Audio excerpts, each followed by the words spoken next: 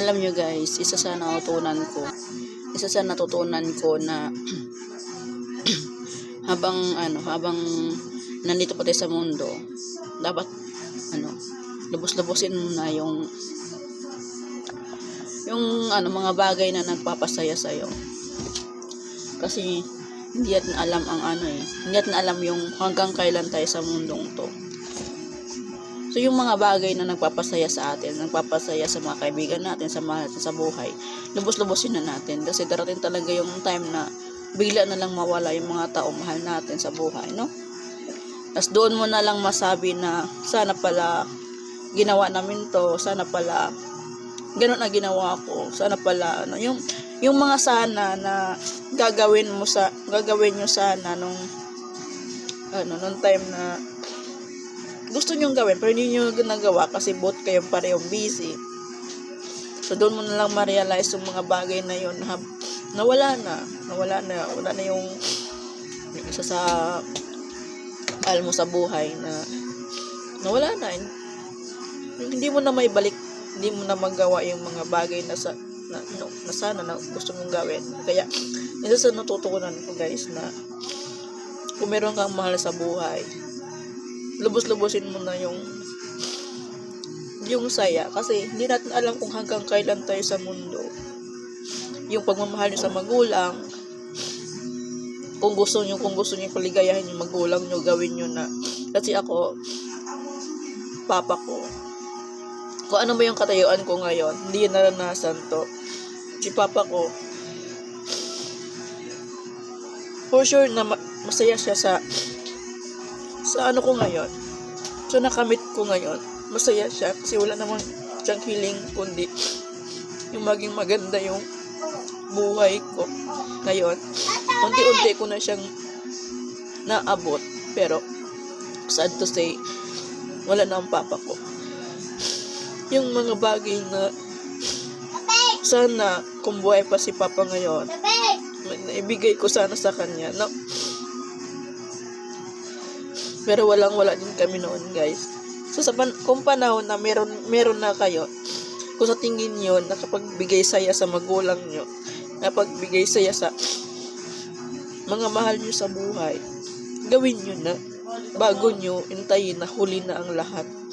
Kasi hindi natin alam yung hanggang kailan tayo sa mundong to eh.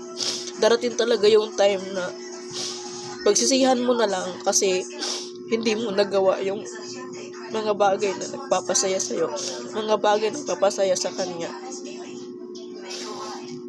Kasi yung buhay natin guys, hiram lang naman talaga. Bukas makalawa, bigla lang babawiin na wala tayong magagawa doon, no? Yung sa natutunan ko yung sakit pala na hindi mo man lang nagawa yung bagay na sana ginawa nyo nung nandyan pa sila sa mundo. Sakit lang isipin kasi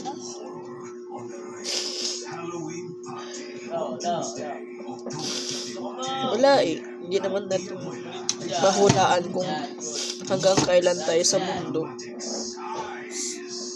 Kaya kung may kaibigan ka na gusto mong pasayahin, gusto mong tulungan, mahal mo sa buhay, magulang mo, hanggat nandyan pa sila, mahalin nyo. Huwag nyong bigyan ng sakit ng ulo, mahalin nyo yung magulang nyo. Kasi mahirap pag mawala ng mahal sa buhay. Sobrang sakit.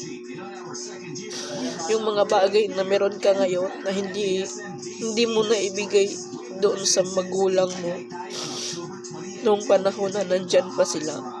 Ma-realize mo lang na sana pala naibigay ko sa magulang ko.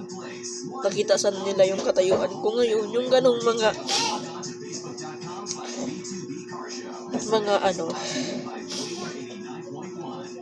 sasabihin. Pero hanggang doon ka na lang, hindi mo na hindi mo na maibigay sa kanila. Hanggang salita ka na lang, hanggang dasal ka na lang, hanggang iyak ka na lang. Kasi ako ganyan ako minsan. Sabi ko, kung buhay lang sana si Papa. Kasi aminado ako, Papa's girl talaga ako, guys. Kung buhay lang sana si Papa, naibigay ko na to. Kung buhay lang sana yung kaibigan ko, naibigay ko na to. Marami akong gustong gawin, guys, na huli na.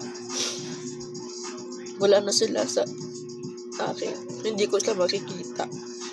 Hindi ko na sila nakikita. Hanggang memories na lang ang lahat. So, kung may mga tao kang ganyan na sa buhay mo, i-keep mo. Kasi, lalo na yung kaibigan. Kasi, marami kang makilala sa mundo.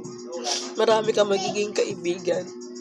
Pero yung tunay na kaibigan, mahirap hanapin yun, guys.